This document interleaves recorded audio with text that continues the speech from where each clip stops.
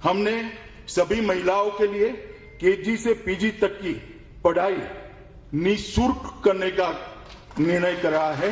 कोई भी महिला हो, कोई भी बच्ची हो, केजी से पीजी तक सारी पढ़ाई का खर्चा बंगाल सरकार, जो भारतीय जनता पार्टी की बनेगी वो उठाएगी।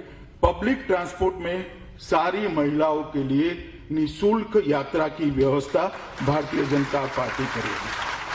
कृषक सुरक्षा योजना के तहत हम हर भूमिहीन किसान को 4,000 रुपये की साल की सहायता देंगे। उत्तर बंगाल, जंगल महल और सुंदरवन क्षेत्र में भारत सरकार की सहायता से 3 नए एम्स बनाएंगे, जिससे इनको कलकत्ते तक न आना पड़े। हर परिवार में कम से कम एक सदस्य को रोजगार देने का वादा भारतीय जनता पार्टी की सरकार करती है। कोई ऐसा परिवार नहीं होगा जिसमें 5 साल में एक सदस्य को रोजगार नहीं मिलेगा। और खस्ता आर्थिक हालत के चलते बंगाल के कर्मचारियों को पश्चिम बंगाल सरकार 7वें वेतन आयोग को इम्प्लीमेंट नहीं कर पाई है। हमने तय किया है कि सरकार बनने के बाद 7वां वेतन आयोग सभी सरकारी कर्मचारी मिलेगा। यहाँ पर करप्शन ने सारी लिमिटेड तोड़ दी, इंतहा हो गई है करप्शन की। हम सीएमओ के अंतर्गत एक एंटी करप्शन हेल्प की शुरुआत करेंगे। कोई भी नागरिक कंप्लेंट सीधी मुख्यमंत्री जी को पहुंचा पाएगा। हर परिवार को शौचालय और साफ पीने का पानी, जो भारत सरकार की ही योजना है, मगर मैंने जैसा कहा दुश्मनी की राजनीति के कारण इसका इम्प्लीमेंटेशन ढंग से नहीं होता है।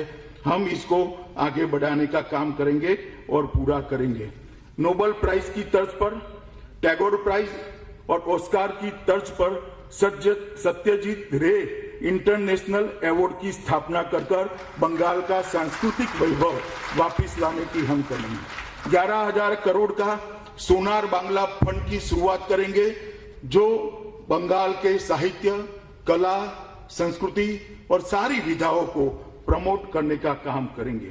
हम बालिका आलोक के तहत दलित, आदिवासी, पिछड़े और आर्थिक रूप से कमजोर वर्ग की लड़कियों को छात्र जीवन के दौरान आर्थिक सहायता प्रदान करेंगे।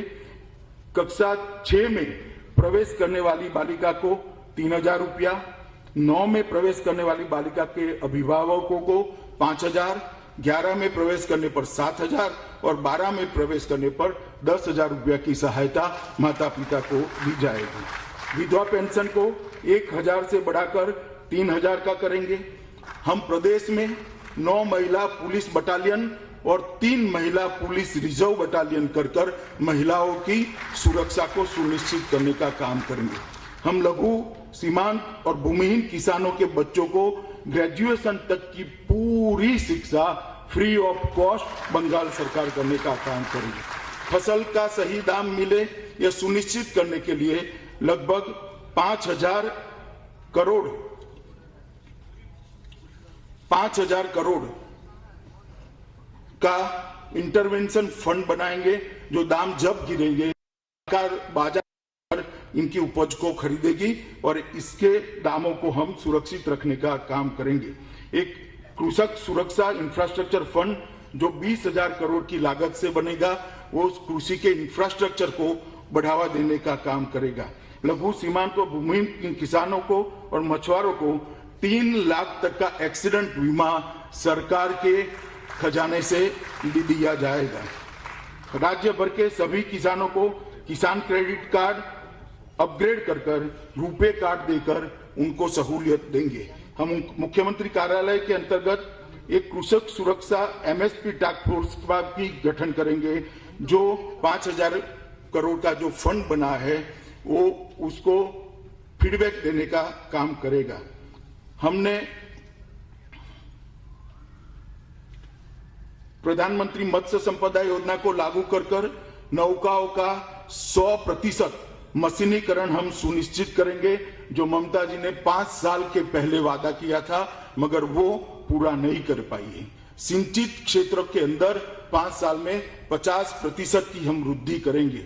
बांग्ला श्वेत क्रांति की शुरुआत 1000 करोड़ के शुरुआती फंड के साथ करेंगे, जिसके माध्यम से अमूल के साथ मिलकर बड़े बड़े कोल्ड स्टोरेज और बड़े बड़े मिल्क प्रोसेसिंग यूनिट यहां पर लगाए जाएंगे और 5 मेगा दूध प्रोसेसिंग यूनिट राज्य के 5 जोन में बनाने का काम भारतीय जनता पार्टी की सरकार करेगी। मुर्शिदाबाद में मलबरी रेशम रिसर्च सेंटर और प्रशिक्षण केंद्र की शुरुआत करेंगे। जहां तक स्वास्थ्य का सवाल है, आगे मैंने कहा आयुष्मान भारत को लागू करेंगे, 3 एम्स बनाएंगे और स्वास्थ्य व्यवस्था को सुदृढ़ करने के लिए 10,000 करोड़ की लागत से Kadambini Ganguly health infrastructure fund निर्माण करेंगे। तहसील सेंटर पर के स्वास्थ्य सुविधाओं को स्ट्रेंथनिंग करेगी। आशा कर्मचारियों के बेसिक मानदेय प्रतिमाह 4,500 है, उसको बढ़ाकर हम 6,000 रुपया करने का काम करेंगे।